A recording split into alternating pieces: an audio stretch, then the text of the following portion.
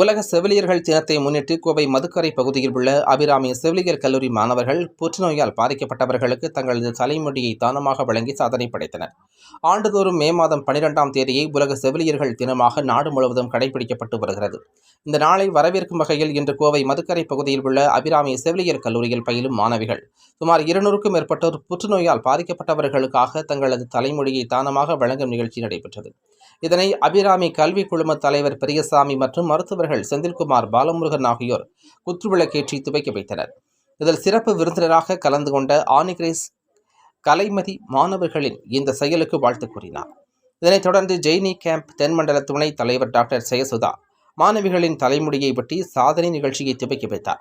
இதனைத் தொடர்ந்து ஒருவர் பின் ஒருவராக தங்களது தலைமுடியை தானமாக மாணவிகள் மகிழ்ச்சியுடன் வழங்கினர். இந்த சாதனையை ஆசிய சாதனை புத்தகம் மற்றும் இந்திய சாதனை புத்தகம் அங்கீகாரம் அளித்து அதற்கான சான்றிதழ்களையும் வழங்கியது என்பது குறிப்பிடத்தக்கது. வணக்கம்.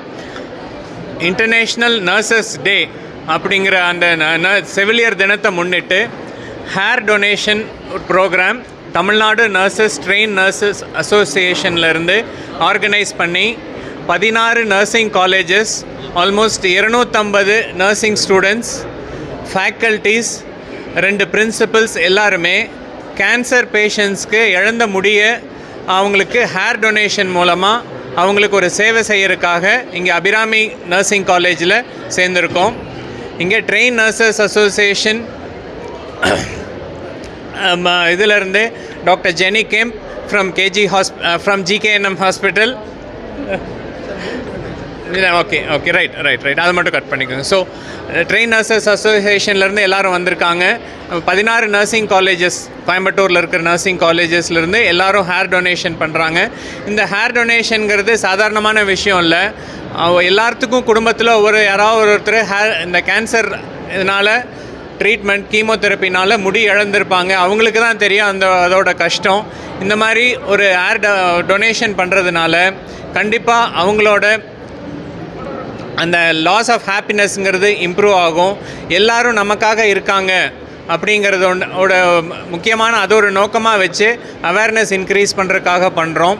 இது தமிழ்நாடு ஃபுல்லாக எல்லா ட்ரெயின் நர்சஸ் அசோசியேஷன் மூலமாக இந்த டொனேஷன் அவேர்னஸ் கேம்ப் நடக்குது.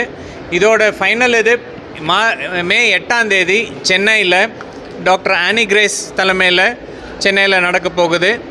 ஸோ இது கேன்சர் அவேர்னஸ்ங்கிறது ரொம்ப முக்கியம். இதை பற்றி இன்க்ரீஸ் பண்ணுறதுக்காக தான் இதை கண்டக்ட் பண்ணுறோம். தேங்க்யூ. இப்போ இது வரைக்கும் 250 ஸ்டூடெண்ட்ஸ் இது பண்ணியிருக்காங்க. அதில் ஸ்டூடெண்ட்ஸ் இல்லாமல் ஸ்டாஃபு, பிரின்சிபல்ஸும் இதில் கொடுக்குறாங்க. தேங்க்யூ.